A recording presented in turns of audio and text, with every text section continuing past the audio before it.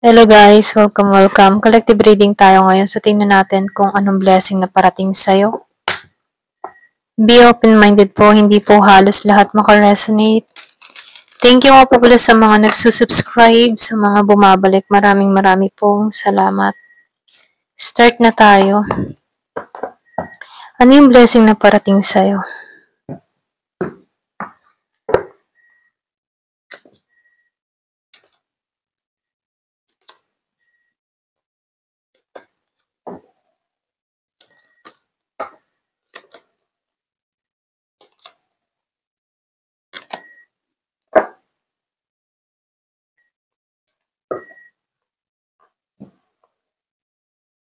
Meron ako nakikita dito na Virgo. Meron din dito na Libra, Aquarius, Gemini. Meron din ako nakikita Scorpio, Cancer, and Pisces. Meron ding Virgo, Capricorn, Taurus. Malakas yung Gemini. Ayan. And Libra. Meron ding Virgo. So, ano yung naghihintay sa'yo? Ten of Cups and the Hangman Reverse. Nakikitaan ko dito yung malaking sorpresa na parating sa'yo. Dito ay yung paglaya sa mga alalahanin, paglaya sa mga sitwasyon na kung saan nagpapabigat sa'yo. So, nakikitaan ko din dito, meron dito magsasama-sama muli ang pamilya. Meron din ako nakikita dito na may pagkikitang muli. Nakikitaan ko dito merong LDR situation, na kung saan meron dito union na magaganap. So, lumalabas dito yung maayos na pamilya, pagkakaisa, hindi nawalan ng pag-asa, may pagtutulungan. Kasi dito, nakikitaan ko dito mahabang panahon din kayo na nagkalayo ng tao na to. Pero this time, meron akong nakikita ditong sorpresa na mangyayari sa'yo. So, meron ditong magsasama-sama muli ang pamilya.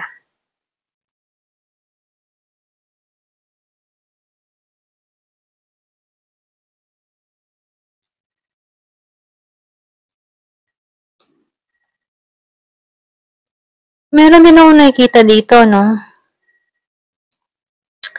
Yung iba sa inyo, meron dito makikipagkasundo sa'yo. Maramang panahon din tong tao na to na nagliwaliw, okay? Mahabang panahon din tong tao na to. Yung iba sa inyo kung meron kang kadiling na Virgo or Aries, merong Leo in Sagittarius, pwede ring energy mo to.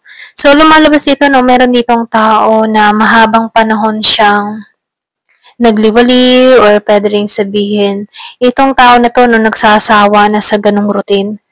Kumbaga, dito pumapasok sa tao na to yung realization. Meron akong nakikitang gustong makipagkasundo. Mahabang panahon kayo ng tao na to na walang usap. Meron akong nakikitang 5 years. Meron ding 5 months. Merong 11 months. So, lumalabas itong taong ito, gusto nitong lumapit sa'yo, gusto nitong makipagkasundo sa'yo. Gusto niya dito na maging maayos yung connection. Kasi mahabang panahon na to na nagpabaya sa'yo. Ngayon, meron itong gustong itama rito. So, yung iba, ang malaking sorpresa ay yung magugulantang ka dahil tutungo tong tao na to, mabibigla ka dahil makikipagkasundo sa'yo, okay? So, lumalabas dito, no, yung iba sa'yo meron kang kadili na tulad mo rin ng zodiac sign, pareho kayo ng zodiac sign. Yung iba sa inyo, meron kang person dito na wala siyang lakas ng loob na harapin ka. Maraming beses na tong nagpabaya. So, nakikitaan ko dito, meron tong mga issue sa katawan kung bakit nadadala niya yun. Ganun pag-ugali. Lumalabas din dito,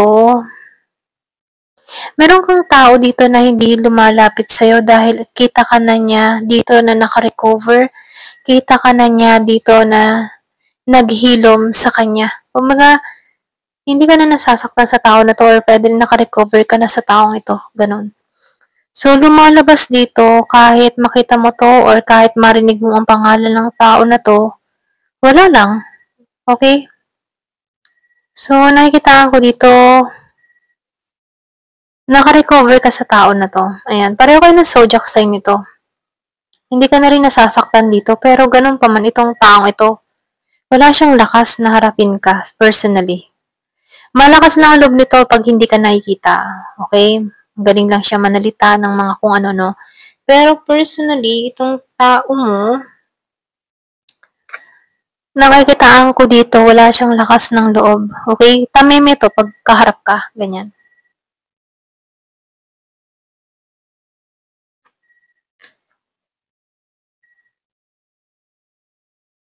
So, nakikitaan ko dito, marami tong kalokohan. Itong taong ito. Napagluloko to. Ito lang nakikita ko, no. Meron ditong Pisces, meron ding Virgo, Capricorn, Taurus. Yung iba sa inyo, meron kang person dito na hinuthutan. Kumbaga, ginusto lang din siya sa pera. Pero ngayon, itong tao mo, wala na siyang maibigay dito. Dito sa kanyang kinakasama. Kung meron kang person, ano, kung meron tong nilihim sa'yo, nakikitaan ko dito, wala na siyang pera dito, na bankrupt na. Bankrupt na, loveless pa. Ganon yung energy niya dito. So, lumalabas dito na napagloko tong tao na to. Kumbaga, ginusto lang siya ng kanyang kinakasama dahil meron siyang pera. Pero dito, nawawala na siya ng pera, kaya hindi niya matustusan dito yung pangangailangan ng tao niya. Okay? Maliban sa'yo, meron din tong person. So, ngayon, itong tao mo dito, wala ng pera dito, kaya yung person niya dito, nawawala na ng amor sa kanya. Okay? So, meron siyang person din, maliban sa'yo. Ayan, pwedeng new person na hindi niya mabigyan ng hindi maibigay yung pangangailangan ng kinakasama niya dito. Kaya dito, no, nawawala ng amor yung kinakasama niya dahil wala na siyang maibigay dito. So, meron akong nakikita ditong Virgo, Capricorn, Taurus, and Pisces. So, dito, no, meron akong nakikita ang Gemini, Aquarius, and Libra. Meron ding Scorpio, Cancer, and Pisces. Lumalabas dito, merong nabaliwala, na miss opportunity. Kaya dito, no, yung matipong hindi ka tinarabaho ng tao na to, hindi ka sinuyo, hindi kanya pinagtuunan ng pansin, binaliwala, ganun ano. So dito, lumalabas na mahabang panahon kang initsupwera ng tao na to. Kaya dito, no, lumalabas dito na hindi siya nagiging matagumpay, hindi nagiging matagumpay yung estado ng tao na to dahil sa pambabaliwala sa'yo. So, lumalabas din dito, meron tong pagsisisi, konti, okay, konti, dahil alam niya yung pagkakamaling nagawa niya sa'yo. Okay?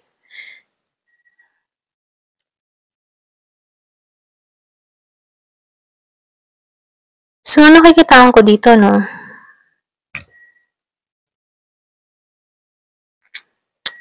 So, lumalabas dito,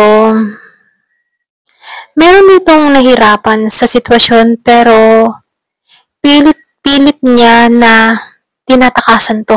Ganon. Nakikitaan ko dito na meron ditong tao na alam mo yung tipo na gusto niya yung challenge, ganon. Yung bang gusto niya, nahihirapan siya, para siyang, may tawag dito eh, para siyang hunter, okay, ganon. Halimbawa, for example, sa isang, meron siyang interest na babae, pero yung babae mailap. Nasi-challenge siya dun, ganon. Kung ikaw dito ay mailap, or kung ikaw dito ay hindi mo to pinagtutuunan ng pansin, itong taong ito, dun niya pinagsisiksikan yung sarili niya sa'yo kapag ikaw ay masyadong mataas ang boundary. So, nasi-challenge siya. Nasi-challenge siya sa'yo. Okay, mahilig to sa challenge. Gusto niya pinaghihirapan ng lahat. Ganon. Ayaw niya nung ibibigay sa'yo or yung biglang iaabot na lang para sa kanya. Lahat ng gustuhin niya. Ayaw niya ng ganon. Gusto ng tao nito, pinaghihirapan niya para may thrill, okay? So, lumalabas dito, itong person mo, masasabi niya ng matagumpay siya kapag pinaghirapan niya ang isang bagay dito. So, lumalabas dito, meron kang person dito na masyado siyang masino pa no. Or pwede rin energy mo to. Ikaw yung tipo ng tao na hindi ka nag-give up.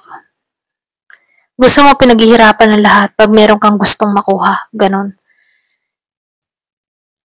Meron lang nakikitang Gemini, malakas. So, dito, no? Yung sinabi ko kanina, the more na ikaw yung nagiging mailap, the more na nagkaka-interest tong tao nito, the more na gusto kanyang trabahuhin kasi iba ka na.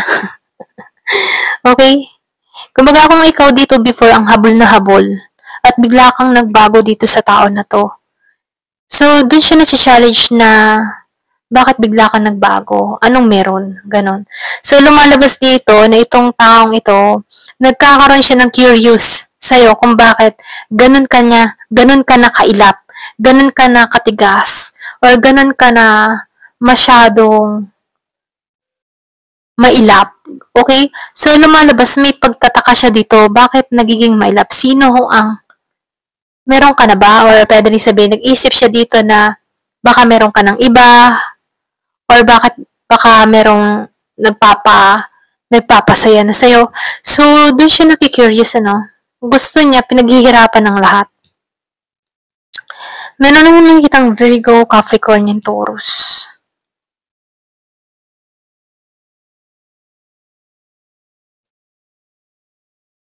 Yung iba sa inyo, may malaking sorpresa sa'yo.